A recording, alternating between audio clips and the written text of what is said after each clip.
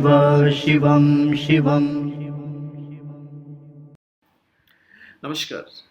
आप सबका हमारे चैनल श्रीमद् होम रेमेडीज पर स्वागत है।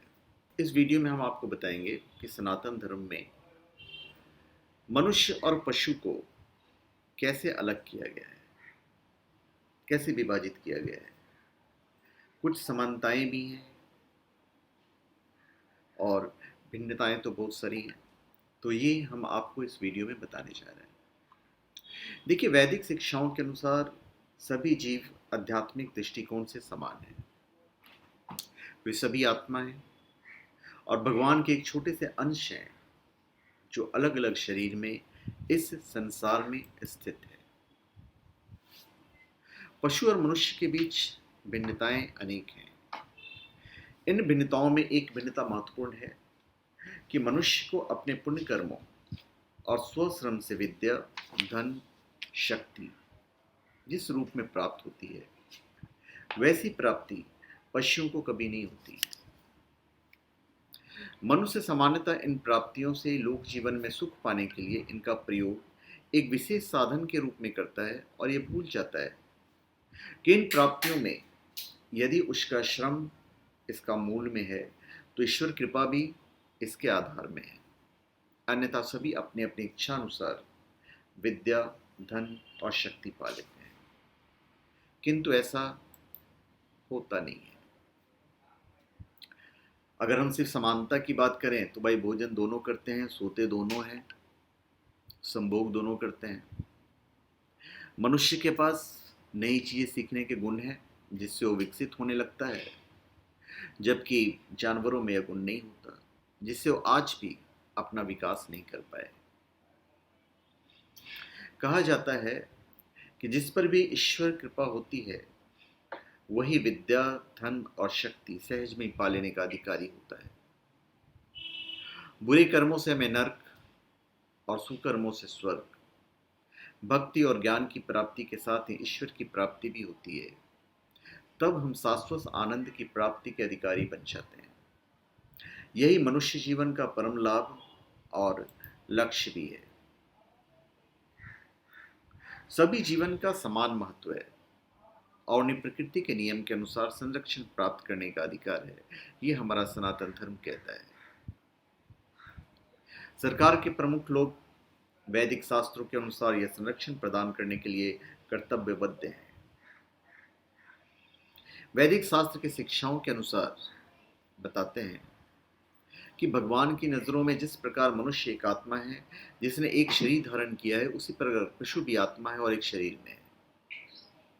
इसीलिए जिस प्रकार से यदि हम किसी मनुष्य को मारें तो हम भगवान और प्रकृति के नियम के अनुसार नैतिक और कार्मिक रूप से जिम्मेदार होंगे, उसी प्रकार से यदि हम पशु को मारें तो भी हम जिम्मेदार होंगे। वैदिक शिक्षाओं के अनुसार मनुष्य समाज को पशुओं के जीवन जीने और संरक्षण प्राप्त करने के अधिकार को बचा कर रखना चाहिए। मनुष्य और पशु को क्या विभाजित करता है? देखिए, पशु काफी हद तक अपनी प्राकृतिक वृत्ति, जो कि प्रकृति के गुणों से उत्पन्न होती है, उसके द्वारा नियंत्रित होते हैं। अब चूंकि उनकी चेतना एक आत्मा है जो कि मनुष्य के शरीर में है, उससे कम विकसित होती है, इसलिए उन्हें उनके द्वारा किए गए कर्मों की जिम्मेदारी नहीं लेनी होती है। वे अपने ऊपर कोई भी कर्म एकत्रित नहीं करते। पर चूंकि मनुष्य जीवन प्राकृतिक रूप से क्रमशः उन्नति करते हुए प्राप्त होता है, जिसमें कि उसे समझने की विकसित क्षमता मिलती है, इसलिए वो अपने आचरण का चुनाव जानवरों की अपेक्षा बेहतर तरीके से कर सकते हैं। चूंकि मनुष्य को विकसित चेतना की सुविधा प्राप्त है, इसलिए उसे अपने किए गए कामों की जिम्मेदारी लेनी होती है।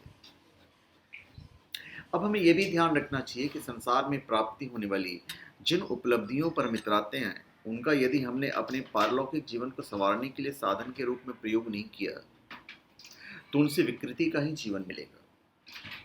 जो लोग विद्या, धन और शक्ति से संपन्न होकर विकृति का जीवन जीते हैं, वो विद्या से अहंकारी बन जाते हैं और अपने से वरिष्ठ लोगों और विद्वानों का अपमान करने लगते हैं।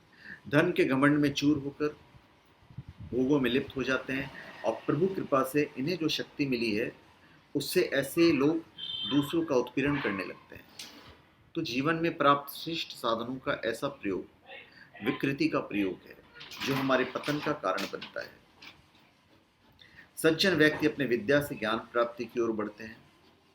वो ये निश्चय कर लेते हैं कि परम ज्ञान का आधार हमारी विद्या है। इसलिए न तो विद्या प्राप्ति के संदर्भ में अहंकार करते हैं और ना ही किसी का अपमान करते हैं। प्रकृति की योजना के अनुसार मनुष्य जीवन का लक्ष्य भगवान के साथ अपने खोए हुए संबंध को पुनः स्थापित करना है, और यह संबंध हम भगवान के उपदेश का पालन करके कर सकते हैं। जानवरों में इतनी क्षमता या विकसित बुद्धि नहीं होती है कि वो आत्म साक्षात्कार या भगवान को समझने की विधि को समझ सकें।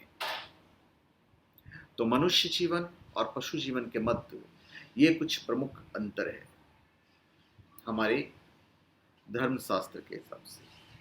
तो धन्यवाद, आप सबका हमारे चैनल पर स्वागत है। आप हमारे चैनल पर सब्सक्राइब करें और अपनी कमेंट दीजिए। धन्यवाद।